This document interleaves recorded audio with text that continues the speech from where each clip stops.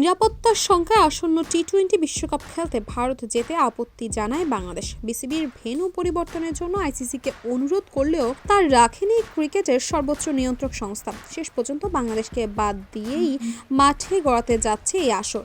বাংলাদেশের সঙ্গে আইসিসির এমন আচরণ ক্রিকেট পাড়ায় প্রশ্নের জন্ম দিয়েছে। এর আগে ভারত কোনো কারণ ছাড়াই চ্যাম্পিয়ন ট্রফিতে পাকিস্তানে খেলতে যায়নি, তখন তাদের জন্য বিকল্প ভেন্যুর ব্যবস্থা করেছিল আইসিসি। সেই টুর্নামেন্ট হয়েছিল হাইব্রিড মডেলে। পাকিস্তানের সাবেক ক্রিকেটার শহীদ আফ্রিদিও মুখ খুলেছেন আইসিসির এমন দ্বিমুখী নীতির বিরুদ্ধে। ডু টক উইথ কিরণ নাজকে দেওয়া এক সাক্ষাৎকারে আফ্রিদি বলেন, বর্তমানে আইসিসির চেয়ারম্যানও ভারতের হাতেই আছে। আর কথা হচ্ছে যে এই মুহূর্তে ভারত অনেক টাকা বিনিয়োগ করছে, ভারতের কাছে অনেক টাকা আছে, সবাই এই বিষয়টা জানে, কিন্তু এটাকে ভালো নজরে দেখা হবে না। দক্ষিণ আফ্রিকার সাবেক অধিনায়ক এবি ডিভিলিয়ার্সও বাংলাদেশের বিশ্বকাপ না খেলাকে ক্রিকেটের জন্য হতাশ বলে উল্লেখ করেন। সম্প্রতি দ্য 360 শোতে নিজের ইউটিউব চ্যানেলে পোস্ট করা একটি ভিডিওতে এমনটি জানান এই প্রোটিয়া।